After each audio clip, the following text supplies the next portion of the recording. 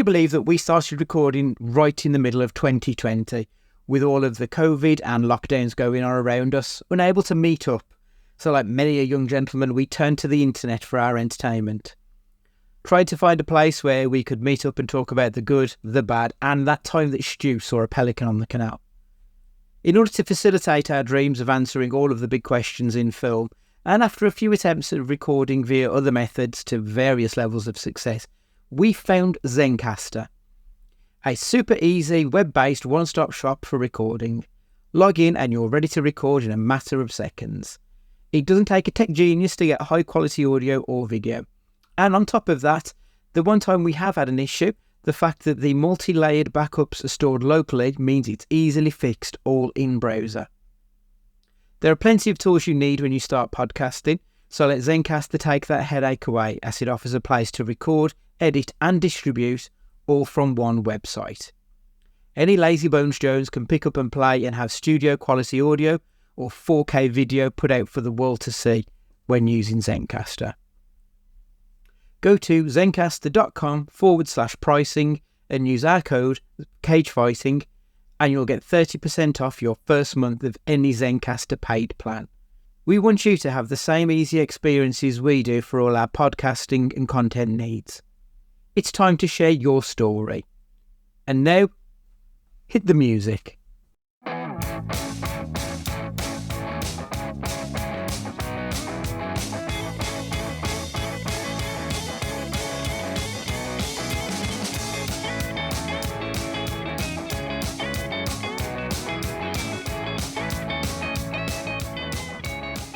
Hello and welcome to Cage Fighting. It's your main man, Andy Gillard here. Hope everyone is keeping sexy this time of year. Bonsoir, Matt Guy here, bringing oozing sex appeal, as always, on our 69th episode of QuestionCast. We should and it's actually the fact that I've gone Deutsch this week is partly due to so this is what's happened. You started talking about oozy and I've gone do already. The coldness at the Emirates yesterday was extreme, to say the least. And I've been to Grimsby on a Friday night before in a T-shirt because we were hard 18-year-olds mingled. That didn't work out well. But yesterday it was... Because of the blue on the journey up, you were hard. No blue at that time. No, that we were... Well, I was going to say we were innocent, but we weren't. But that was a travel club special that night. But there's more tales of that was a sordid affair. But yesterday was... my mum said that I loved to sleep and I could quite easily be after 7 points, but it was because my eyes could barely keep open because I could feel the frost on my eyelashes. It was awful. But it has left me with this kind of rasping tone. So when we're talking about sex, baby, and this is what we get. It sounds like you'd be hosting a late night with Graham Torrington, love, phoning, whatever. He was on, I think he's on WM. He's done the rounds, he's done all of them. Oh, he's been everywhere. The classics, though. To be fair, I'm kind of amazed it's still going because I feel like that's been going since I was in my teens. And he's still all around. I used to do my my revision cue cards, listening to Late Night Love at 10 o'clock. Because that's what I deliberately left it. And it was like you thought you were special because you had radio on Telly West, so you could listen to through your telly. So I'd wait till 10 o'clock for Graham to come on and then write out the cue cards, remember things, and then listen to what Mavis had been up to and stuff like that. Glorious times. Matt, you kind of look a little bit blank.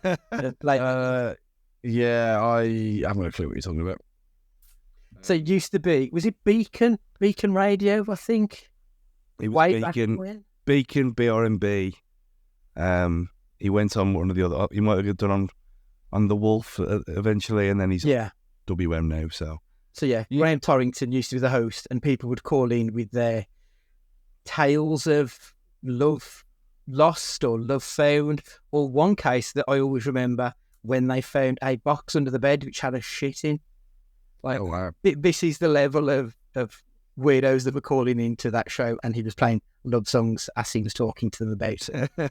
It's 18 Speaking of radio, you've got a bit of a hospital radio look about you today, Stu. I don't know, there's something about Your attire today screams free radio.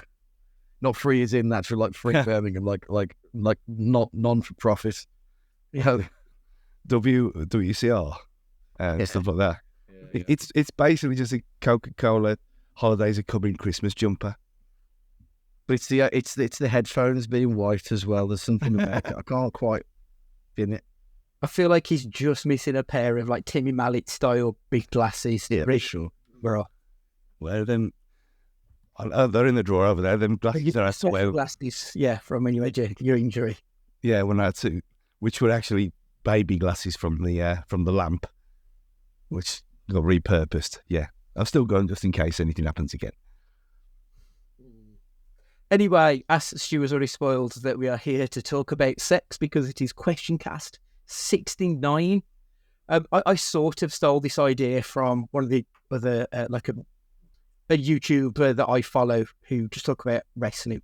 And for their 69th episode, they watched Sunny Side Up porn and then discussed it as he was going along. So I thought, well, that's a good idea. We'll tie it and we'll have a sexy episode of the podcast. I thought we could have done a picture pod as well, just us watching a porno, but I don't think I want to like break it down and it would be kind of grim. I'd discuss that level of detail, wouldn't it? So all we've got some warm-up questions before we get into it, and then I've got 10 questions and a quiz at the end, all about sex and romance and all of that kind of mushy crap. So we'll start off with the warm-up question. So we'll just go nice and easy like we normally do to ease ourselves in. What have you watched this week, Matt? So I'm back on the pig show wagon again, obviously, because it's just it's been a few months. But I started the Squid Game thing, the challenges or whatever it's called. And like, sorry to our American friends, like we all know how insufferable you are as a people. It's not as bad as I thought it was going to be in terms of like cringiness. It's actually really quite well done. I really enjoyed it so far. It's a lot more about like the human story of it, even though it's the challenges as well. They put a bit more stock into like the social experiment side of it, kind of like when Big Brother started. So I've quite enjoyed it, yeah, so far. What else have I been watching? Netflix have done that series, haven't they? Like how to be a cult leader, how to do this, and now we're on how to be a mob boss. With Peter Dinklage on narration. And that's been fun so far, yeah. Talking about like Al Capone and other mob bosses, and they go down this style of like talking it through like it's a playbook. So right. It's quite an interesting show. That sounds fun. Stu, what have you been watching, mate? I mean, I kind of bowed to peer pressure and watched the Squid Game, the challenges as well. I've seen the first 3. I do think, well, there's no point because they're not going to die, but the fact that they have the little squibs on them when they get eliminated, I thought that was quite a nice touch. And the fact that some of them just throw themselves down and you get fully into it as well, and then you see someone who's just really pissed off. It's strangely entertaining so far. Other than that, I watched Best Christmas Ever, which is not the best Christmas ever, which is awful. Obviously, I'm a Celebrity Get Me Out of Here time of the year, so that's been on. But so far, the favourite / worst, but in a very, very fun camp way, was Christmas in Notting Hill, which was mentioned on the Football Clichés podcast. I did suggest that we could do a film cast on this on the Lady Successful podcast over the other side, but there's probably about 15 minutes of football in it, and that's saying football in a football or the soccer ball general sense, and it's very, very obvious that it's. I mean, the fact that someone works at the Art Gallery of Britain, and it's like it's set in London because everything, and they've got I Love London mugs and things like this, and I Love London baubles on the Christmas trees, and I presume it's English actors. I didn't care enough to look. But it's the usual Christmas farce of fish out of water story, but this time added in very, very badly scripted and acted football scenes. And there's a section where the star striker and the captain of the team, who the American woman falls for. He's signing autographs because his mom is selling his merch on a stall, like in EastEnders. Yeah. And there's a group of fans all wearing the same generic hat, chanting, my captain at him, which is a chant that I've never heard ever anywhere. But it's a Hallmark film. It's obviously rubbish, but it's quite endearing in the end. So if you're that way inclined, watch Christmas in Notting Hill. Sounds atrocious, I'll be honest. Let's be honest, some of the other films we've watched for some film casts have had less footballing than that. Like we have watched ones with absolutely no footballing whatsoever. Wasn't the Batista one that we watched, Final Score, if I remember right? Yeah. I don't remember any football in that. It was just at Upton Park. Yeah, it was great though. Fucking so much fun. I've also watched the Squid Games thing. Like, it is proper trashy TV. And I understand why a lot of people have been criticising it because it clearly misses the point of the original series that was about, you know, capitalism and everything. And this is the exact opposite. But I did find myself shouting cunt at the TV quite a few times because they're all awful. All of them, just the worst people. Even the ones who are like really sickly sweet, I also really hate as well. So, but I have enjoyed it, to be fair, and I'm just annoyed that they've put it into 3 blocks of like 4 episodes, then 3 episodes, and then we've got to wait a week for the next one. I don't think that's the best way to put, you know, product out, but whatever. I have also been to see Thanksgiving. Oh, yeah. Really, on paper, absolutely sounds like my kind of thing, and I did not have any fun at all. I was so bored. Like, I didn't even try to figure out who the bad guy was in it. I just didn't give a shit from the beginning. Everyone was utterly deplorable. And I just don't like Eli Roth as a director, I think. I think that's all it came down to. I don't like his writing style. I don't like his direction style. Didn't enjoy it at all, which is such a shame because it's obviously going to be the next franchise in the horror world. It's going to be the next Saw, I think, is what they're aiming to be. But I just didn't enjoy it. Which that revelation alone, when you came back and you were being all Andy about it, which when I the first thought after seeing it was, yeah, he's gonna love this, and the fact that Ash said the same as well. Yeah, that it was like, yeah, it's got Andy written all over it, and then you come back and you have to be the villain and hate it. When I had a great time, it's awful, obviously, but it's schlocky. It was schlocky fun, like all these kind of slasher things are. And I thought, well, he knows what it is, and it's taking the piss, and I lauded it for that. But yeah, it's an enigma that you didn't like it. Like, I'm genuinely surprised. As I say, on paper, it sounds very much my kind of thing. But I also know I don't like Eli Roth, and I think that maybe overshadowed it for me. But everyone else seems to love it, so I'm probably in the wrong on this one. But there we are. I also watched The Holdovers, which was a Christmas film on accident. Like, I didn't realise it was going to be a Christmas film when I watched it. And it's one of these ones that's been released in America and it's available on VOD. So thankfully, I've got a VPN so I can watch these things because it's not released until the middle of January in the UK, which seems utterly baffling because it's a really sweet, really funny, well-acted Christmas film that has even got Oscar buzz about it. And Christmas films don't have Oscar buzz because they're trash. But this one does because it is such a great film. So why they're releasing it the month after Christmas is just baffling. But Paul Giamatti is fantastic. The woman who plays the cook, whose name escapes me, she recently won the New York Critics Award for Best Supporting Actress. She was fantastic in it. Brought a tear to the eye. Her performance, it was really good. I think everyone should seek this movie out sooner rather than later as well, because, like I say, it is a Christmas film and deserves to be seen at this time of year, not in a cold and dreary mid-January. And the final film I was going to mention is May December that I watched, which was released on Netflix on Friday the 2nd of December. And it is Natalie Portman and Julianne Moore. Julianne Moore? Yeah, the redhead. Julianne Moore plays a woman who gets caught having an affair with a 13-year-old boy in her mid-30s. And then 20 years later, a film is being made about her life. Natalie Portman plays an actress, and she's shadowing Julianne's character to try and recreate it for a film.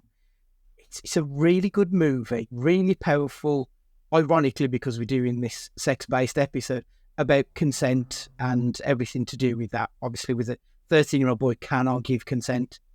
And it's about how Julianne Moore's character tries to handle it. It's really fascinating. But, and this is a big but, the interstitial music that they use sounds exactly like the music from The Room. So every time like you have some really impactful moment, you've then got this image of Johnny rocking up in the florist or something like that, and it just takes you out for that moment. So if you haven't seen The Room, you might really enjoy May December. But as I have, it just took me away every now and again. But it's definitely worth a watch, and it's on Netflix, so you don't have to look far to find it. So our next question is from a first-timer. Let me just pull my notes back up. There we go. So yeah, Mike Evans has been in contact for the first time with his question. He wants to know, with all the remakes and reboots over the years, is there something you would like to see be remade or rebooted? I know we've asked this question previously, but I thought it was quite an interesting one because this week alone we've had Scream being announced as rebooted, and also Godzilla -1 is coming out next week, and that's part of a rebooted franchise. So I just wondered, is there anything else that you think could be in line for, you know, a reimagining right now? Is there anything you could think of, Stu? Only because I've been thinking about it quite a lot, because it used to be on this time of year, and I ain't seen the Radio Times, which is the only time anyone buys that thing at Christmas, to see if it's on. Police Academy. And obviously, I don't think it'd be, you'd have to put it on something like Comedy Central or someone who doesn't care. But a Police Academy film now, knowing how much the police are hated worldwide rather than loved like kind of they were then, I don't know, I think it might be interesting. And not to do it in like a gritty way or do it in a completely stupid way and make them even more look as imbecilic as they are. I think it'll work quite well if they do it properly and if they don't take themselves seriously. But that's a big if. But I just miss them films. I thought at least the first 4 at least were superb. Yeah, I feel like that'd be perfect for the Paramount streaming channel, wouldn't it? Yeah. It sounds very much like, and yeah, I'd watch it as well. I'm in the same boat. I quite enjoyed those back in the day. Matt, is there anything that springs to mind that you'd like to see get given a new lease of life? I think in lieu of like the success of Black Mirror over the span of like a decade now, however long it's been out, I don't know, it feels like it's been out forever now. I would like to see a grittier, more topical V for Vendetta come out. I think they could like lean into it a bit more, because the V for Vendetta was great, loved it, but it was cartoony and it was silly at times, and it wasn't gritty, even though it was a gritty subject. Whereas it could be really gritty, really uncomfortable to watch, and be more of a representation of what's going on in the world now. So I'd like to see that. Good shout. I was going to go similar train of thought to yourself, actually. It's an Alan Moore comic, but I was thinking Watchmen. Like I quite like the Zack Snyder film that we had, but I do think that he left a lot of themes unexplored, and I feel like that would be the perfect sort of 6 to 8 hour TV series rather than, you know, a 3-hour film with one of the worst sex scenes in it of all time as well, which is also quite ironic as well. But yeah, I think Watchmen would be perfect for it, especially now we've moved on, and I think you could recreate somebody like Dr. Manhattan to look so much better than what he did then. I mean, the sequel TV series, like I say sequel very loosely, they did such a good job with it, and I feel like we could go back and look at, you could explore so much. Like there's all the prequel stuff, and then there's the Watchmen series itself that I think that could be done a lot better justice than what we had.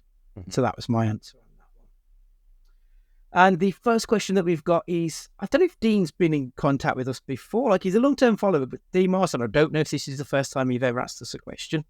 But he slid into our DMs to ask us, snog, marry, avoid.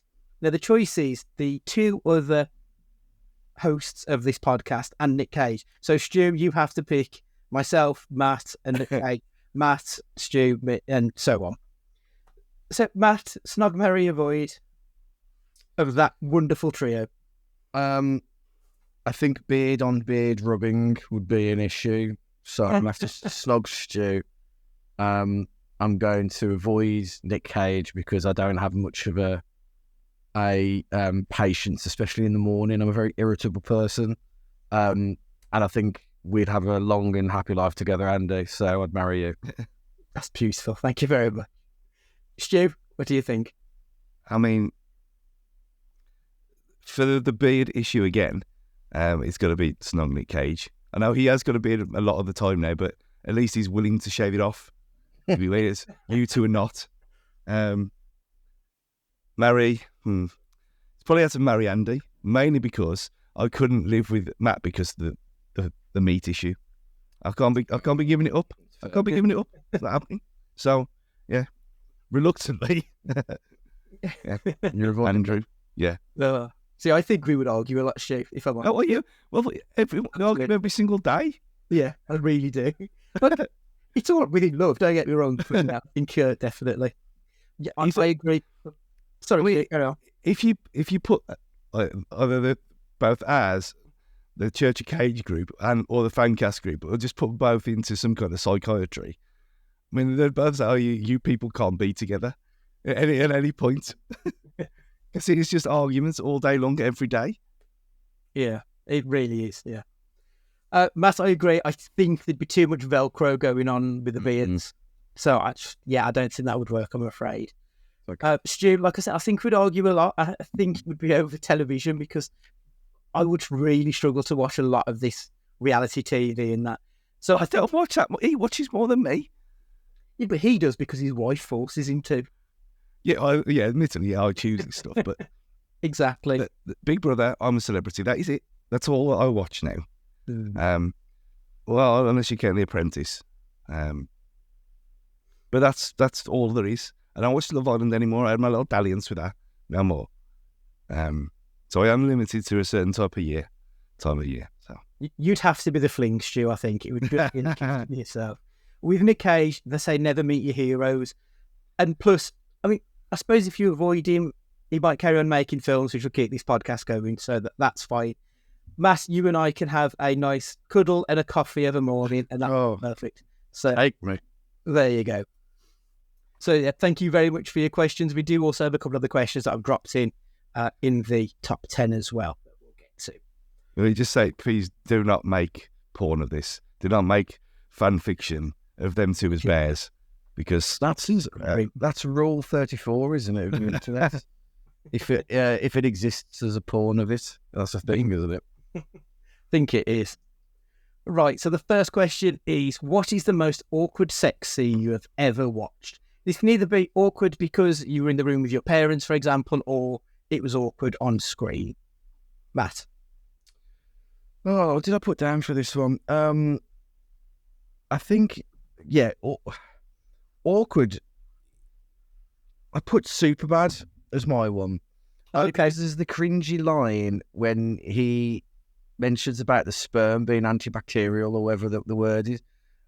It's just the way that the scene's put together and the way that they're like so completely out of tune. I know she's pissed and he's like dead nerve, or they're both like hammered, aren't they? It's just the way that their bodies are completely not in tune with each other, and they're so like they're just kids at the end of the day, and it's just so awkward to watch. And I've been like, oh man, I've been there, like when I was younger and everything else. Like we've all been at a house party, been pissed and like gone to get our wicked ways, and it's just it might have been awkward because it was so much like real life. Yeah. So it's just that, and I think that's super bad in general. Actually, that's why I think it's such a triumph because it is so relatable.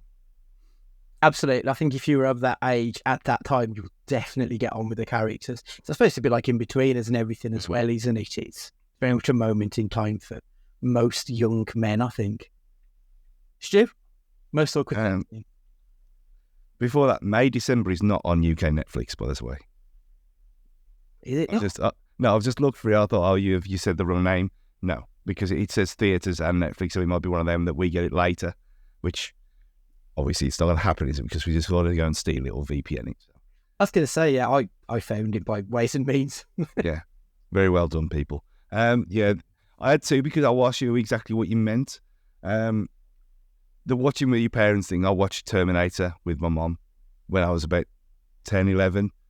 And obviously Kyle Reese getting up to his wicked way. was unexpected. Nice bit of 80s boob from Linda Hamilton there, though. That's to be applauded.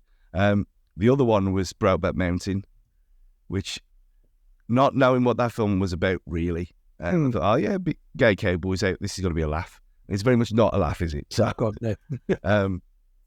Sitting there and there was a lot of old people in that cinema, obviously thinking about the cowboys thing, and I don't think they expected it even less than me, and it was just, oh, what's he doing? And it was just awkward, and obviously he didn't look like, neither of them looked like they were having fun anyway, especially the first time round. But yeah, just a very awkward moment watching that film. I imagine there was a lot of tutting from the audience. Oh, absolutely. Once it clicked, once they realised what was going on. Yeah, terrible. For mine, I've gone like quite up to date with Nicolas Cage's role play in Dream Scenario with Dylan Cunningham's character. It's hilarious and the most cringe-inducing scene within that film. Like, Cage paints the inside of his pants before anything happens at all. Then his face is just a fucking picture. And to top it off, he then farts. Like, it's just horrible, but at the same time, it's so funny. Just terrible. Like, everything about it, he's this middle-aged man who's got this young, attractive girl back to her apartment, and then everything just goes completely sideways. The other one I thought of, American Pie, which obviously is a very similar vein in that Jim, well, is it Jim? That was the kid, wasn't it? Yeah. Who obviously loses his inhibitions twice before anything even happens. Which again, I think I would have been, I think it was 99, 2000, was it the first one was out? So I'd have been 15-ish, getting ready to enter that world myself. And literally all you think is, I've just got to beat that. Like, that's the bottom of the barrel. And as long as my efforts are better than that, think I'll probably be okay. So the next one, what is the most romantic moment of all time, Stu? And I know I'm setting myself up for complete criticism here, and it's fine. And it was one that I saw before I saw the film, because I talked about this before, that I only watched Love Actually last year or the year before that. But the cards thing, because I actually did this at school. Or it wouldn't know. It would have been college, wouldn't it, or sixth form? Yeah, it's 20 years old this year, apparently. Yeah. So yeah. Yeah, I've done the cards thing, but I did it with the cutout of a Coke can. Just held it up. Coke can. Yeah, I'm gonna, because I'd done this before, years before. I did it as a kind of parody of myself. Obviously, they didn't know that I'd done it before. And I got a Coke can and I cut it out with it, like saying, it was like a question. It was a question mark, and there was another thing, like another logo. I can't remember what it was. So I'd sat there and cut it out with like the edge of a compass and stuff to score it instead of hold it out, because I thought, well, the reflective side, it's going to look quite impressive. So I just held this question mark like next to me. Obviously, it didn't work, did it? But that was nowhere near as romantic as the Walking Deadness of it all. But yeah. Jeez, Stu, Matt, even have you ever embarrassed yourself like that? Not particular. I've had a pretty dramaless life when it comes to stuff in that capacity. I'm pleased to say. What's the most romantic moment then, Matt? It absolutely, and it put me in floods of tears when I saw it. So sweet and lovely was it when Bernard and Rose get reunited in Lost. Oh yeah. Legitimately, I was like bawling like a bambino. I was like, it was lovely. It was absolutely lovely. And like just thinking about it puts like this big beaming smile on my face when I think about it, because I remember the first time I watched it, I was like, oh, this is just the nicest thing ever. I mean, I genuinely thought you was going to steal the moment that I was going to mention, but I should really have guessed it was going to be Lost related. In fact, my moment is also a television show, and it's the one with the proposal. Like, Chandler has always been my favourite character in Friends. I think he was always the funniest, he had the best lines and everything. And throughout, he was always a child. And then this was the moment he grew up and his character completely changed with Monica. And obviously, so the story was that he was getting ready to propose to Monica, and then her ex-boyfriend, the one that got away, just so happens to be in the same restaurant. Richard, the ex-boyfriend, then tells Monica that he still loves her and that he actually now wants marriage and kids and everything that he told her before he didn't want. Chandler is trying to throw her off the scent that he does actually want to get married. So he's acting like marriage isn't something he gives a shit about. So Monica goes to Richard, and then when she then finds out that Chandler does want to get married, she just thinks, well, he's just playing games, then he's too much of a child. So Chandler's running around the city to try and find her. He comes back to the apartment and Joey says, like, she's gone, she's run away. And then when he walks into the apartment with all the candles and Monica is there, and I lost it. I mean, I think it would have been, 2000, 2001, so I would have been old enough to definitely handle this shit. But it was just the sweetest, most beautiful moment, I think, in probably any TV show or film that it was the first thing that sprang to my mind. Nothing has touched that moment for just sheer romance for me. I thought it was beautiful. Very nice. Yeah, thinking about that I think what ruins stuff like that for me is the not the laughter track in this sense, but the recorded, like, obviously there's the audience, but it's piped in as well. That, like, hearing like people going, oh, is always like I've always hated it loads, and I think that might slightly sour that for me. Yeah, I know what you mean.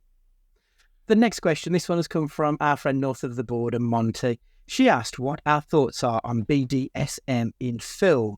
I thought maybe widen that out a little bit. Like, have there been any good representations of kink relationships on screen that particularly stand out to you? Is there anything you can think of, Matthew?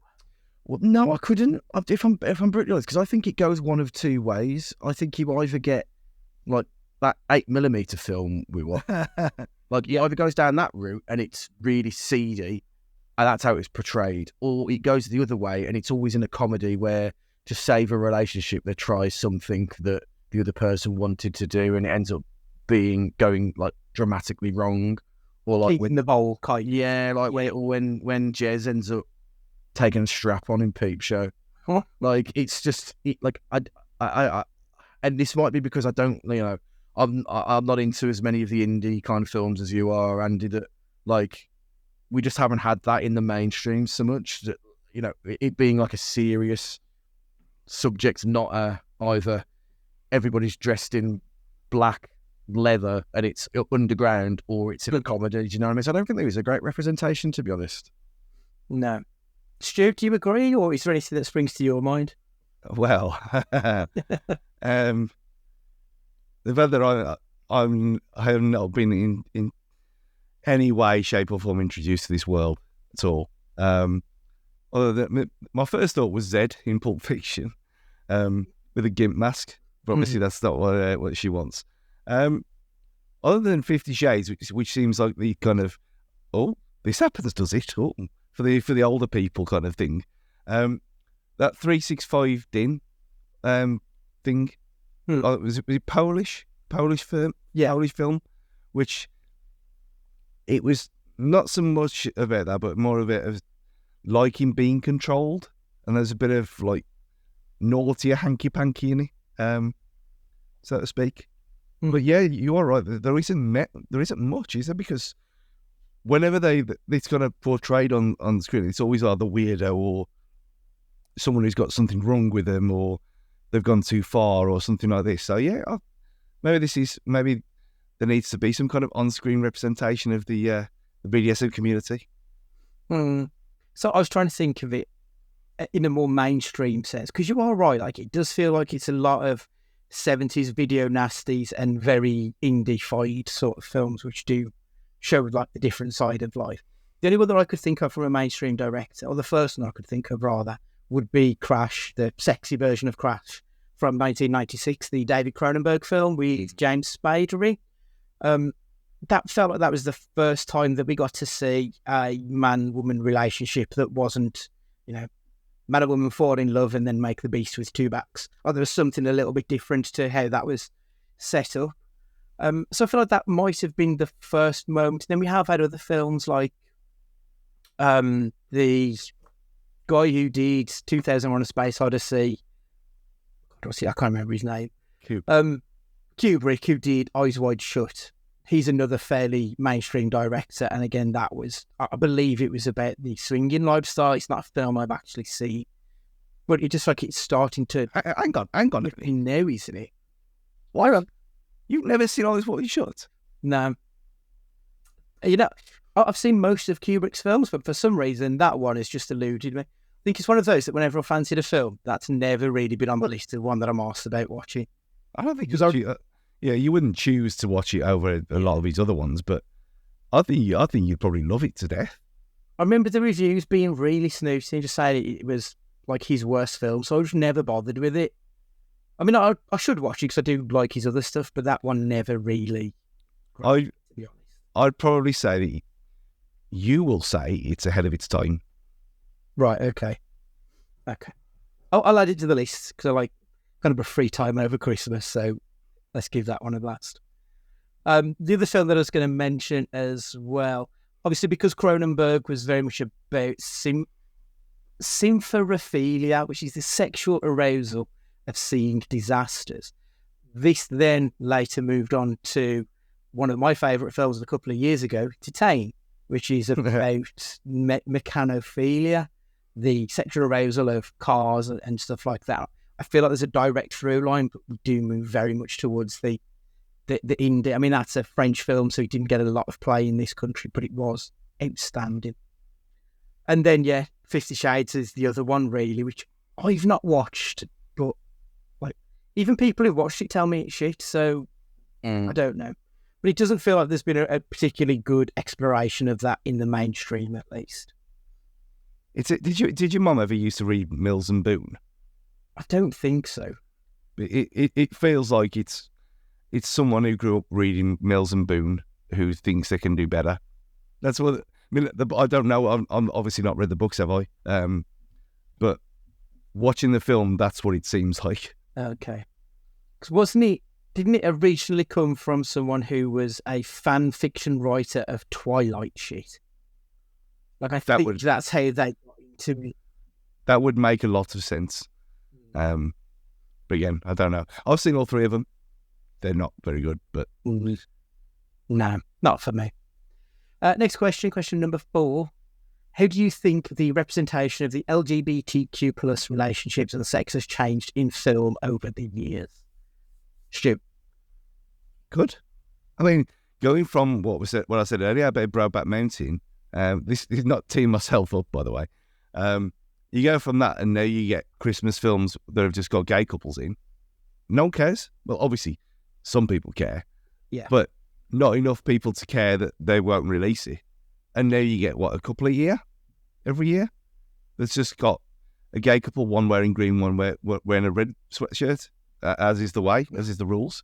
And that's at Christmas. And just browsing around for one of the other answers for this, there was a couple of gay films that I'd never even heard of, but films that feature gay relationships that I'd never heard of, and they're there. They've just been listed as, it's in the top 10. Like, no one cares. Like, if you're not a moron, then it doesn't matter, does it? And it seems like, regardless of what's happened in the last 18 months, it seems like it's a lot more progressive film-wise than it used to be. And good, so it should be. But it does seem like you've gone from, this is the forbidden sin of what it was then with Brokeback Mountain to now you're getting gay couple Christmas films and no one cares. It's just the way it is. And I know that you get the usual thing every year of, there's a gay couple in our Christmas adverts now. What's going on with the world? But again, no one really cares today. And the fact that they just throw them in there and it's not a big deal for most normal people. There we are. Good. Very, very good. I'd even go as far as saying, like, they're not even like gay Christmas films, are they? They're just Christmas films that happen to have a gay couple in. That's... I mean, all Christmas films are gay. Inherently gay. It's campus tits, isn't it? So, yeah obviously. Matt, how do you think of their representation is over the years? I think, we'll still have it in some capacity always, but we've moved away from the gay best friend trope quite a bit more now. I think yes, there are people who are quite queenie that are gay, you know what I mean? Like, but that's absolutely fine. But I think we've moved away from that, like, sensibly in a way. Half the time now, if you've got that kind of character, generally speaking, they're French as well. So I mean, that's more inexcusable, isn't it? Let's be honest. So I think for that way, it's good. I don't think, like, I think it's been done. Things are being done better across the TV landscape, I think, especially with shows like Sex Education and stuff like that, which really does, like, everything that there is possible on the scope of LGBTQ plus whatever you wants to be tends to be represented across, like, Channel 4 shows and stuff like that. I think the TV world is a lot better and a lot more responsible, or showing more responsibility than the film world. But then I guess it's an easier sell when on TV. I think younger people probably watch more of that kind of stuff on streaming on demand and that. And it's a really easy thing for me to say, I suppose. But I think the younger you are, generally speaking, the more tolerant you are. The older people are, it tends to be the more racist, horrible pricks they are. So on a sliding scale. So I think it's going in the right direction. And so it should. I think all the outrage that you hear is just faux outrage, isn't it? People just need something to create headlines, and it's the same every year. It's the same people. Yeah, it really is. But you are both right. So I do feel like it's going in the right direction. I think in this country, Russell T Davies has had a massive impact on the landscape of our media. When you think back to the big 90s Queer as Folk, I know that was like, I say it was buried away. I remember it was a late night midweek show that, probably because I was in school, that's maybe why I felt like it was buried away, because it was just late at night. But that was the start of changing attitudes towards representation of non-straight people, I think. And it's fantastic. And you look at all these other works, I mean, even if you'd watch Doctor Who, I mean, some of the Doctor Who stuff is very, like, the messages they'd put are not hidden. He's very much like, say, stop being a dick, you can be better in this world. And he puts that front and centre. And I've got a lot of time for Russell T Davies' work. I think he's fantastic. But I think I was looking for some of the poor representations of the LGBT community. Ace Ventura making the trans character the butt of the joke. Like, looking back, that's the kind of grimy. I remember laughing a lot at the time. And you look back to it now, you're like, okay, is it really that funny? I don't know. Go on, shit. I did think of that, and the whole thing, Finkel is Einhorn. Oh, spoilers. For Ace Ventura, but the whole thing where she turns around and it's tucked underneath, and when they're all being sick in bins and everything, and you think, obviously, I do wonder how that would go down if you showed it to an audience of 20-year-olds now who didn't know, if they'd be appalled by it or not. Probably. I think they would groan. I think he's just a bit of a tired joke at this point. Yeah. I think that's the issue with it. It's very much of its moment. Yeah, absolutely. Gigli, which was another film that I think had poor representation, Jennifer Lopez playing a queer character. And the film was pretty much that she just needed a bit of a dick to turn her straight. But that was all of Ben Affleck's character was, oh, fuck you straight. Yeah, that wasn't good. Bruno, which I really like Sacha Baron Cohen, but that very much felt like it was a case of, rather than laugh at the bigots taking the piss out of the gay, it was, here's the gay, you laugh at him as well. And I don't think that is his best work by any stretch of the imagination, to be honest. But I do think it's got better, and I think, you look at Gyllenhaal and Ledger in Brokeback Mountain, I feel like that was a bit of a watershed moment, especially on the big screen at least. I feel like having two straight guys willing to explore that relationship, and that made a lot of people look at it differently. So, yeah, it's getting better, I think.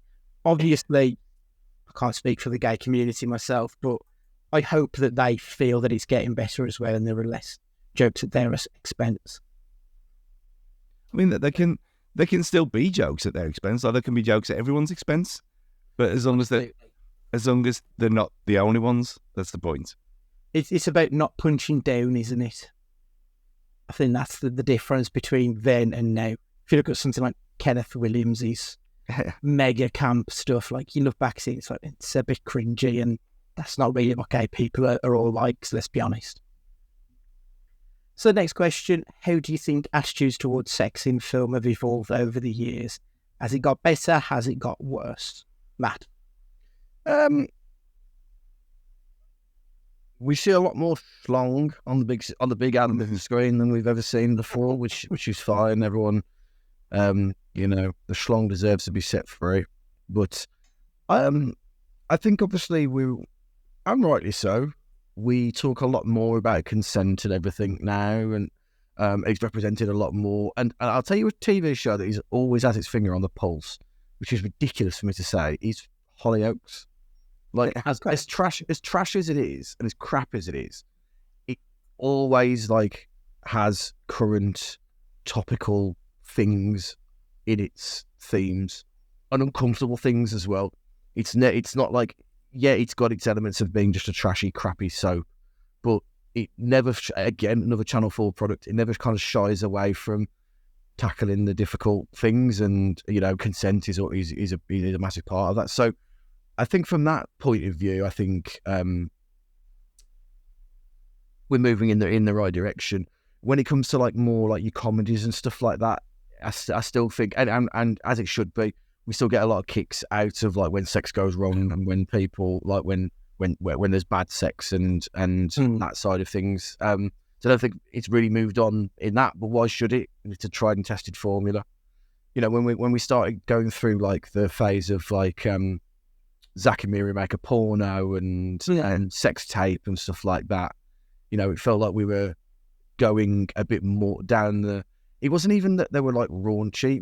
It felt like it was becoming more mainstream, which was a good thing, I think, because it's a huge, like, sex is a huge part of like it's one of the like the three things, like we eat, sleep, have sex, repeat. Do you know what I mean? As a human being, in our most natural carnal sense, it's just it's what we're hardwired to do. So why wouldn't we like have it in our films and TV and stuff? So I think we're moving in the right direction, but in a responsible way. Oh, Stu? I think hardwired's the word. I think it's gone the other way. I think it's very much less. I know what you said about the whole consent thing, but you do see a lot less tits on telly than you used to. I mean, when we talked about The Room last week, I know that sex scene was the same one, just cut it off and spliced together. But still, you'd never see that in a normal film now. You just wouldn't. Very rare. I mean, you have to look at Game of Thrones, where Emilia Clarke had them out for 2 years, and then she suddenly started getting paid, and they were never seen again. Disgrace. True. But it seems like it's gone the other way. Like, you used to see every film that you went to that was an 18, tits. Just the rules. But you just don't see it anymore, or very rarely. I don't know why that is. I mean, when you have got big swingers there all the time, again, fine. But it seems like it's gone it's more acceptable to see people decapitated and smashed into pieces and that kind of thing. Like, violence is just, oh well, it is what it is. So it's the world around us. Maybe this is more of an American thing than an English thing, but weirdly enough. Whereas when you never hear a C-bomb in American telly, would you, ever? Until the last 5 years, where we had it in Shameless 20 years ago, pretty much every week on Channel 4. So I think swearing and nudity, English, violence, America, it seems like it's not kind of in the middle for me. Mm-hmm. It seems like, I know this is a lot of nudity versus sex or whatever, but it just seems like you have things like Sex Education on Netflix, which is almost like Red Shoe Diaries levels of, there's actually not any nudity in it at all, really. So when you go for something with a title like that and you're not getting that much, if anything at all, then I think he's just gone very much more conservative than people realise. And it's like, until you watch films from the 90s and from the early 2000s, and then you compare them to today, there is a massive difference. Why that is, who knows? It's interesting. I do think the America versus Britain sort of attitude towards it's quite a fascinating topic, actually. Obviously, American is a deeply puritanical country because we kicked those fuckers out of this country and they went and owned America and they took America by force. So they're quite happy with violence, whereas sex is a dirty word to them in a lot of senses. So sex on screen, I mean, when you have to look back to the olden days, black and white films, sex when it was depicted between two characters was a man and a woman sharing a cigarette. It wasn't actually sex. It was innuendo. It wasn't actually physical. And then you look through most of your horror films, like how do you denote a woman who deserves to die? She's the one who has sex in the film. It's never the man either, is it? Let's be honest. It's always the woman. A woman has sex, a woman deserves to die. That's how they always seem to have portrayed it throughout the films in the history. I do think there probably has been a bit of a change over the past 20 years. If you look at something like Knocked Up, where the sex in that is funny, and like sex can be funny, you can, it's not always erotic and what have you. Sometimes it can just be about fun and enjoying the moment and being there. And I think that the depiction of sex isn't always now to progress the plot where I think it used to be previously. I think now they can show sex and it can be anything. It can be intimate, like in Don't Look Now. It can be erotic, like in 9.5 Weeks. Sex can be everything, and none of those things, it can just be two people are bored, two people are drunk, and that's how sex happens, because that's how sex happens in real life. So I do think that they're showing it a little bit more realistically, but I also do think that America does hold it back somewhat because they would rather see someone's head cut off than someone's head buried deep in a woman. You know what I mean? So I think there is that element to it as well. So number 6, what film contains the most realistic portrayal of sex? Matt? Purely for like you just mentioned, like sex doesn't always most of the time isn't like the stars are aligned and everything else. So in Bad Neighbours, when they're trying to get it on and just trying to find time, like with the baby, and then they're trying their hardest to like make it as sexy as possible by doing so. It just makes it so hilariously cringe. I think he's so like. I think people put so much pressure on themselves because of there's so many factors, but I think like that to me just really made me laugh. But I think it made me laugh because I think we've all been there. We've all tried to if you're drunk or anything else, or you've tried or you've been in a rush or something where it just goes wrong for whatever reason, or it's just not quite where you expected it to be, and it just really makes me smile every time I see it. Because I don't want to mention the film I'm going to mention later, but there are some scenes that you'd need to be an Olympian to be able to like contend with, and I know I ain't that. I put my back out. Yeah. Have you ever wore a posing pouch? Excuse me. Coming in? No, I've never. I fear that you have. I feel like I've got it upstairs. It's got a little thing saying. It's one of them caution triangles with drawbridge racing on the front of it. Oh God! Obviously, when you say about sex can be funny, yes, it can when you're wearing posing pouch as well. Atrocious. Only you, Stu. Well, not only me. I don't even know where it came from. Someone bought it for me, and it's probably been worn a handful of times. And obviously, it very much ruins the mood. So it's worn for comedy purposes only. Yeah. What's the most realistic portrayal of sex then, Stu? I mean, mine came to, unironically as well, maybe because Matt texted me the other day saying, I'm going on a tip run. Is there anything you want? And it brought back memories of the time where.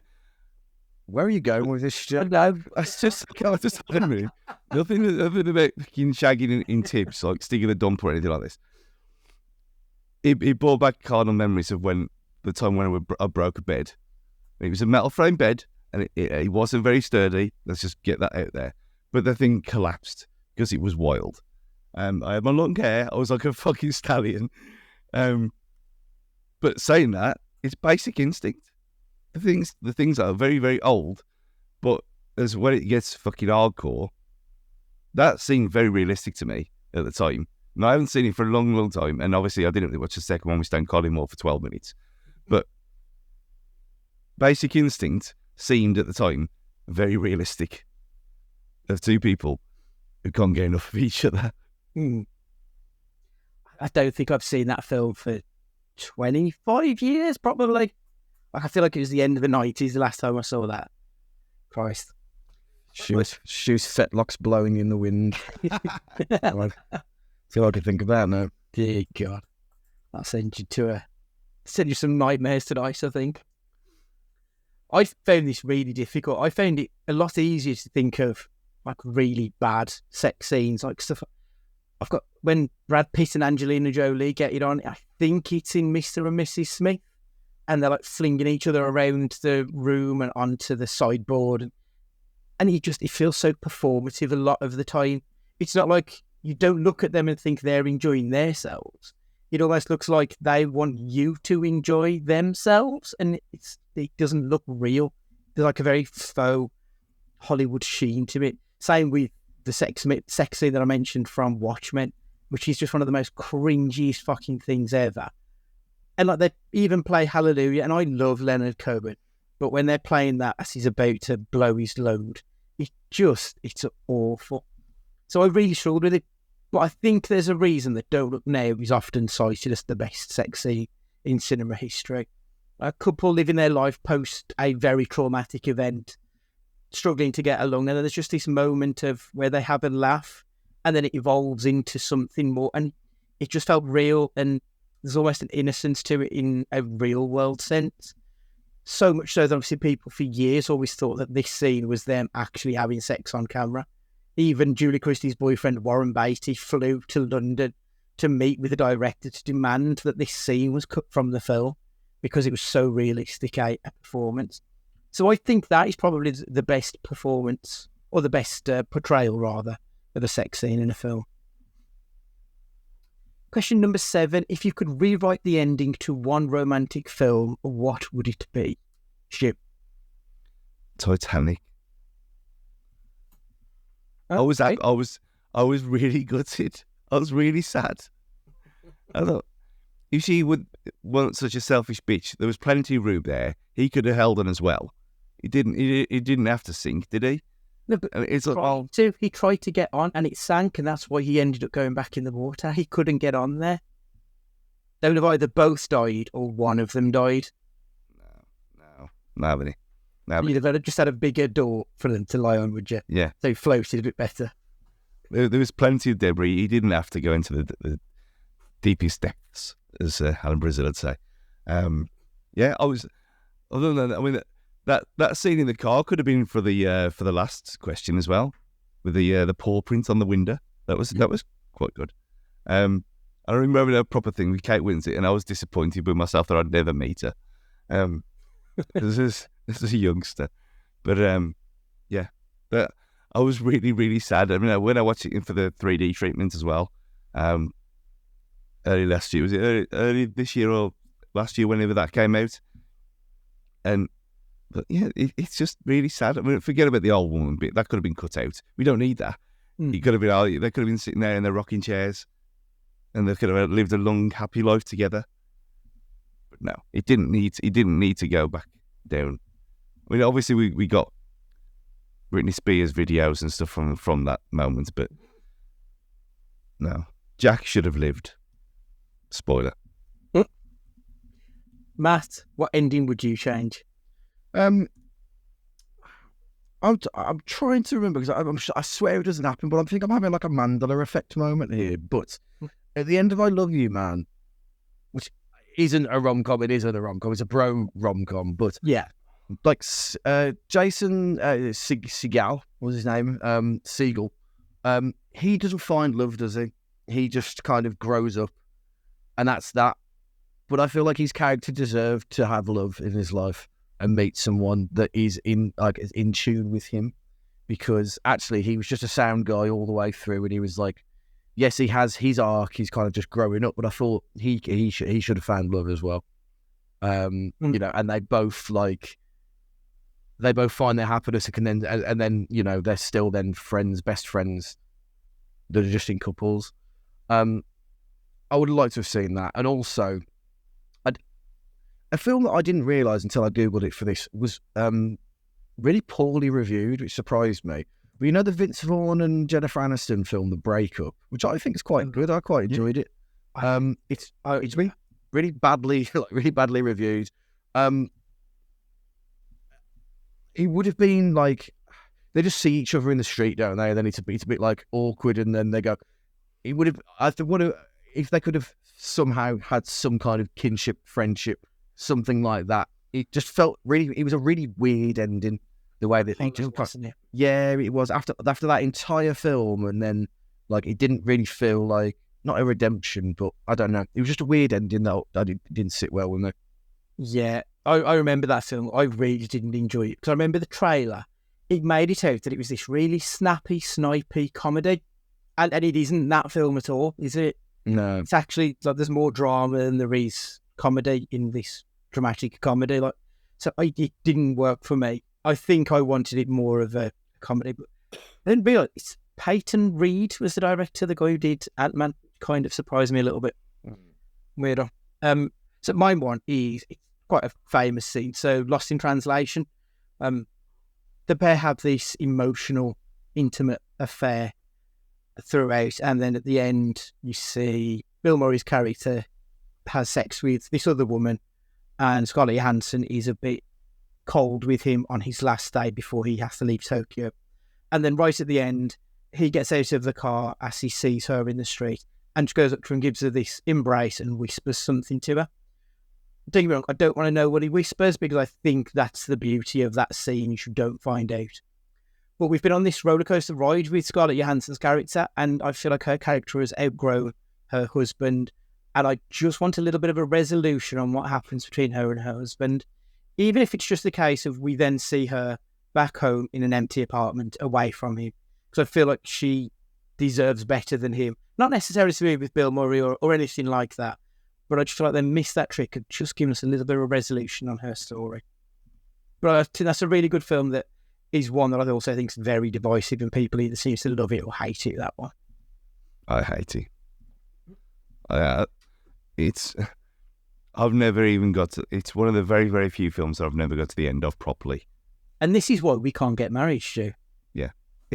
It's like Last Picture House levels of just annoying. It just annoys me. I don't know why. I like Sofia Coppola, and I think if you like her work, you'll probably like it. Whereas if you don't, and she's very poetic in her stuff. So I think people either sort of get to grips with it or they don't. I think it's just as simple as that, to be honest. So question number 8. What is the best porn parody name? Easy peasy. The Da Vinci Load. Incredible work. Highbrow. And I could imagine that there's got to be a Da Vinci Code porn made anyway. There's got to be. But whoever plays the weird albino monk probably deserves a pay rise. But yeah, the Da Vinci Load is the favourite I've found so far. Outstanding. Stu? He was never even... As soon as that question come through, Schindler's Fist. Just to... That's a good one. And you're kind of hoping that it's the only thing that's red as well in the whole film to make it even better. Thanks. So I've made a website which has got a few on here, so I'll test them on you guys. Right. The Lion King. I quite like that one. That's a good one. The French Erection. Indiana Bones and the Temple of Poon. That's good. Braveheart. That's Monty. Goodwill Humping. Seems a bit of an obvious one. Fast and Curious. I don't know. It really tickled me. Done in 60 seconds, which obviously because it's a Nick Cage film. Could be on a TikTok. Yeah. Crocodile Dundee. Breast Side Story. Oh, I like this one. Tingle White Female. Yeah, that's good. That's very good. The Good, the Bad and the Orgy. Twat. But you're supposed to be SWAT. SWAT. And the last one, Passenger 69. Very good. Yeah, got some decent ones in there, I thought. Right, if you had to recommend a film to somebody who is looking for a tasteful and romantic experience, what would it be and why? Stu? Now, this is it's perfect for this time of year, and we have talked about this before. And there's no point going mad at me, but Feliz Navidad is excellent. It's not tasteful though, is it, Stu? Yes, it is. It's there. You're talking about tasteful in a relationship sense. His relationship, his single delivery man relationship of him falling for someone, a nice country girl as she is, and him finding love again after being widowed, I presume. I can't remember. I think it is.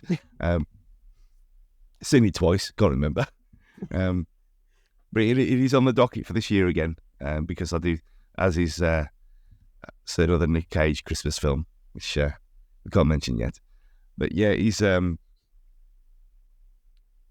it's really, really sweet. And I said this the first time we watched it, and when you went mad, and then last year when I watched it again, it's one of them that didn't get erased from the incident. I love that film. It's so nice. It's so sweet, and it's a nice coming together of two nice people. What more can you ask for? Jeez, Matt, save me. I had to fucking Google what that film even was. I had erased it completely from my memory. And then I saw him and like Pez, and I was like, oh, God, I remember it now.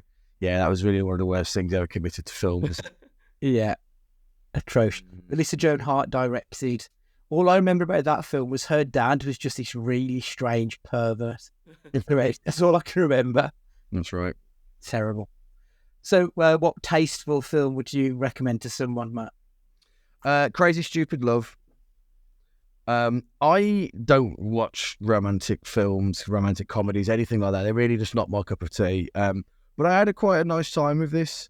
It's just about in the lines of Sickly Sweet at times, and like trying to be, like Carell has that about him. I think he can be a bit virgin too much on mawkish. Yeah, a little bit, but like the whole this was, well, I don't think Gosling's ever really, Gosling will never be what the fuck's his name? Wrexham Ryan Reynolds. Yeah, he'll never be Ryan Reynolds in terms of like stardom and fame. Gosling, I don't think ever. Like, I think he's more of like Reynolds is Sainsbury's and Gosling is Waitrose. They're just two different products. Yeah, that are within the same sphere. Like they're two different like things.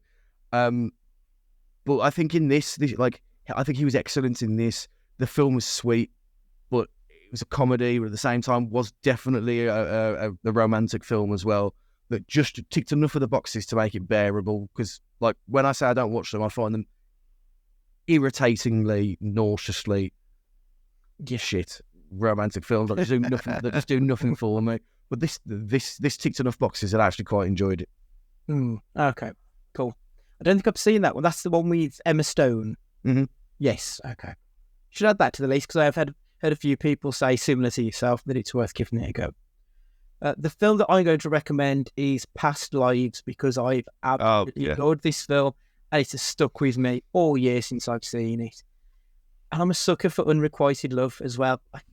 There's just something so much more interesting about something that doesn't come off than something that ends all happy and teeth and ears. And unrequited love is pretty much the story of Past Lives. just that beautiful shot at the end with them stood side by side, happy that they got to see each other again, but also devastated that they got to see each other again and it didn't quite work. It was just beautiful, and yeah, I can't wait to watch it again. Absolutely adored that film. So that's mine. Again, that's a disclaimer at the start for spoilers for Past Lives there. But I don't think the film is basically 4 months old. But it's about the journey that they go on throughout it more so than that final shot, I think. And everyone's seen that final shot because it's all over fucking Twitter every single time that film's mentioned. It's been the image of the film. It's not even that shot though, is it? It's the fact that it is that shot, but that shot in motion where fuck all happens for what seems like 10 minutes, which is probably about 2. Yeah.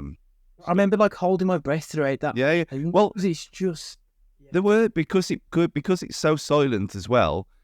You didn't want to say anything. You didn't want to rustle any popcorn or have a drink or of the straw noise. You didn't want to do anything. It was tense. Like you were intruding on that moment. Yeah. Yeah. Right, final question before we get on to the quiz. What is the funniest or most absurd depiction of sex in a comedy film that still makes you laugh, Stu? The Naked Gun body condoms. Every single time. I'd forgot about that. Brilliant. When you have the whole thing about the train tunnel and everything, like things going into other things, and then it cuts away and you've got them two wearing literally condoms over their entire bodies. Just perfect. Absolutely perfect. Brilliant moment. Matt? So there's 2, one for the ridiculousness and one just because it's funny and it's meant to be funny. So you got Team America, World Police. That's it. Yeah. It's so good, and it's just one of those like, if anybody if anybody walked in on you watching that and only caught that bit, fucking hell, it raises more questions than it does answers, to be fair. Well, the other one is the sex scene in 300 Rise of an Empire. Okay. With Eva Green, because my lord, she's a good-looking lady. But that is like when I was talking about being an Olympian, like it's just the most ridiculously intense, like physical scene where they're basically beating the shit out of each other whilst going through the deed. It's just like, oh my god, I don't have the energy to watch this, much less try and partake in it. So yeah, it's a really ridiculous scene to the point where I had to go on X videos to find it, to watch it. I couldn't find it anywhere on like normal like viewing anywhere. I had to go on a legitimate porn website to find the video to watch it, to talk about it. I think YouTubers like very much try to clean up everything, so there's a lot of scenes that you just can't seem to find anymore. Oddly enough, one of them is the one that I'm going to mention. So I've got 2 scenes that are both from the same film, which is MacGruber. I don't know if either of you have seen, because I don't think you ever spoke about it before. So MacGruber was a Saturday Night Live character, I think, that they then expanded out into the film. The film itself's fine. Chris Jericho and The Big Show are in it. You might want to watch it for that, if nothing else. But the 2 sex scenes in it creased me up. So the first one that I was going to mention, I can't find this online. MacGruber's wife is dead, so he goes to visit her grave before he gets together with another woman. The ghost of his ex-wife appears and they start to have sex. So he's hanging her on top of her gravestone. But obviously it's a ghost, so she's not really there. We then get to see this scene through the eyes of like a janitor or someone who's a grounds worker. So all he can see is this completely naked man slapping his cock against a gravestone. And it just fucking cracks me up every time. I think it's really funny. And the second one is also in this film where Will Forte is with Kristen Wiig. And like the first half of the sex scene, it's all in silhouettes to take these broken wings by Mr. Mister. It's all slow and steamy and sensual. And then halfway through, the music stops and it's just MacGruber rutting against her, making all these horrible noises. Saying, I'm going to explode in you and fill you up. And just this really off. And then he screams when he comes. And it's so funny because it just shows like the 2 sides of how Hollywood seems to show sex to their extremes, obviously. That one is on YouTube. It's worth watching because it is very funny. It's well worth it. Right then, so we'll do a quick quiz. I think there's 10 or so questions. I will tell you, right, you need to tell me what the parody name of this film is. There's 4 options to each one. So the first one is, what is the porn parody name of the SpongeBob SquarePants porn? Is it SpongeBob No Pants, SpongeBob Fuck Nuts, SpongeBob Square Nuts, or SpongeBob Cum Pants? Stu? The first one. I'll go at option number 1. You're both going for SpongeBob No Pants. Okay. Oh no, the answer is actually SpongeBob Square Nuts, which is probably the worst one of the 4. What? Okay. Yeah, terrible. What is the name of the Pulp Fiction porn parody? Is it Porn Fiction, Pulp Friction, Pulp Fantasy, or Gulp and Friction? Matt? Oh, see, I thought it was going to be called Pump Fiction, which I thought would have been better. Better name. What was number 2 on that list? Yeah, that's what I was going for. Pulp Friction, yeah, that's what I want to go for. Stu, are you going the same? Yeah. Or yeah, okay. Oh, you've both got that right. Okay, good start. What is the name of the Jersey Shore porn parody? Is it Jersey Whore, Jersey Score, Jizzy Shore, or Whores of the Jersey Shore? I don't know why, but that one really made me laugh. I'll go Jizzy. I'm going number 1 because that was the one I thought it would be when. Okay, Jersey Whore. Okay. Oh, it is Jersey Score, which again is probably the worst one of the bunch. Right, so still drawing 1-1 after 3 rounds. You'll get this one, Matt. What is the Harry Potter porn parody? Is it Harry Twatter, Harry Pothead, Harry's Hard-On, or Hairy Plumbers? That one. Why Hairy Plumbers? Matt, which one do you think? I don't know, though. Hard On, I think. Okay, Stu, Harry Twatter, Harry Pothead, Harry's Hard-On, or Hairy Plumbers? I mean, Hairy Plumbers could be you two, but I'll say that just to make it interesting because none of them make any sense. But they don't, do they? Okay, it is Hairy Twatter, which is awful. Awful. Oh, this one's a bit more up your street, Stu. The Doctor Who porn parody. Is it Dr. Blow, Dr. Whore, Dr. Ho, or Dr. Give 'em More? They're all awful names. Blow, Whore, or Ho, or Give 'em More? How? Okay, Yeah, Ho. I'm going to go. I wanted Ho. You want Ho as well? Okay. No, you're close, but it's Dr. Whore. Poor. Mm. The Simpsons porn parody. I don't think you'd need to have watched an episode, Stu, so it should be okay. Is it Simpsons, Marge Goes Wild, Simpsons, Lisa Turns 18, that is to him, Simpsons, Homer and Ned Flanders, Hey Diddly Do It, or Simpsons, the Triple X parody? Matt? I'm going Lisa 18. People are horrible. That is grotty, isn't it, that? I know, it's the worst one of the bunch again. Simpsons, the Triple X parody. What a poor name that is. Oh, God. What is the Toy Story porn parody? That's awful. So is it Toy Story, Woody's Wood, Toy Story 4, Attack of the Alien Sex Clones, Sex Toy Story, or Toy Story 4, Buzz Gets Fucked? Why is that so grim? Woody's Wood. I'm going to go Buzz Gets Fucked. Okay. Oh, it's Sex Toy Story. See, it should be Toy Hoary. That would be better, wouldn't it? That would be better. Are we still on 1-1? I forgot to say. Yeah. Yeah, I think we did. What is the name of the Thor porn parody? Thor hammers Asgard. Asgard is A-double-S guard. Of course. Thor and his mighty hammer. Thor the whore, or Thor Triple X? Matt? Let's go boring and go Thor Triple X. Stu? Mighty Hammer. Oh, you've gone right by going boring, Matt. It is Thor Triple X. Fuck. Awful. Wait, I heard, I remember Tina Fey was having an interview and she said that there's a porn parody of 30 Rock. And you'd say, well, obviously it's going to be 30 Cocks because, no, it's 30 Rock, the porn. That's awful, isn't it? Good. Right. What is the Futurama porn parody? Faporama, Future-Ram-Her, Fuckorama, or Fuck Me in the Future? Stu? Futurama. I'm going to go Fuckorama. Oh, you're taking a storming lead. You know your porn parodies, Matt. I do. It is Fuckorama. Number 10. What is the porn parody name of Napoleon Dynamite? Napoleon's dick is dynamite. Dick Dynamite. Napoleon Dynamite. Napoleon Dynamite gets laid. Matt? Napoleon. Stu? That's what I would have said as well, since how bad these have been. Okay. Oh, and you're both right. So it's 4-2. Now, I will get this one, Stu, surely. What's the Downton Abbey porn parody? Is it Down on Abbey, Downtown Abbey, Downton Spanking, Downton Gangbang?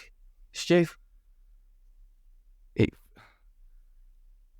Let's readdress what you actually want it to be and what it should be. I really want it to be Downtown Abbey because that's the funniest one. Yeah, that's what I would have said, Downtown Abbey, but it's not going to be, is it? So yeah, Down on Abbey, Downtown Abbey, Downton Spanking, or Downton Gangbang. What do you think, Steve? Oh, I'll still go with the second. Okay, Matt, I'm going for a gangbang. you go for a gangbang. And you're both wrong. It is Down on Abbey. So that was like too much like a carry-on title. It is a little bit, isn't it? Right, everyone's seen that Abby Titmus video now. You do wonder how many people... Was that the first one that kind of got into mainstream, where everyone had seen it? It might have been. Like, I'm trying to think when it was actually, released, like it was in the fucking cinema, when it was leaked. Pam Anderson would have been. Yeah, probably that. Pam would nix. That would have been mid to late 90s, I think, when she was a big deal. But that was still... no one had the video, did they? Not the least. No. Well, America-wise, that one obviously is, but here... everyone was talking about that Abby Titmus. No one even knew who she was, or did they? So, yeah, she was just John Leslie's partner, wasn't she? Yeah, but yes, made her something special, I suppose. Is she still a thing? Like, I haven't heard of her for years at this point. No, I don't think so. Right, the final question, I think. Oh no, sorry, there is a couple more. So, what is the Bob's Burgers porn parody? Bob's Boners, Bob's Big Ones, Bob's Horny for Burgers, or Bobby Burger Buns? Matt? I'm going first one, bonus. Stu? That's what I'd say, but I'll say number 4. Keep it interesting. Bobby's Burger Buns, right. Bob's Boners. 5-2 lead. And this is the last question, which is Edward Scissorhands porn parody. Edward Penis Hands, Edward Slutty Hands, Edward Scissor Fucks, or Edward Scissors? Stu? Edward Scissors. Matt? I went penis hands. And it's Penis Hands. 6-2, Matt. What a romp. No pun intended. This one needs to be seen, though. Wow, incredible. What a win that is, Matt. If I'm going to put it up there with some of the greatest achievements of my life. That will get your plaque made up. Right, okay. So that's us done on the topic of sex for at least 1 week, until Stu decides to bring out some of his old stories again. So there can't be many left now at this point. Dread to think, Stu. I had completely forgot about cutting out a can of Coke into a question mark until today, so who knows? Must be something. Right, next week we'll be doing our top 5 Christmas films, and we'll be watching A Christmas Carol, the movie. Very specifically, it's got the movie on the end. It is available on YouTube. It is just over 70 minutes long, so yeah, quick one. But we're doing both in one go because there's going to be no point in discussing A Christmas Carol because we all know that story anyway, but make sure you've watched it before joining us next week. Please make sure you subscribe on whatever podcatcher that you're listening to us on now. Please leave us a review. I'll love you forever. For this week, Matthew, would you like to say goodbye? Take it easy, everybody. Look after yourselves. Stay safe. Have a wonderful and profitable week ahead. Stuart, would you like to say goodbye? Yeah, stay safe or pull out. Ciao. And it's goodbye from me. And remember, keep it sexy, folks.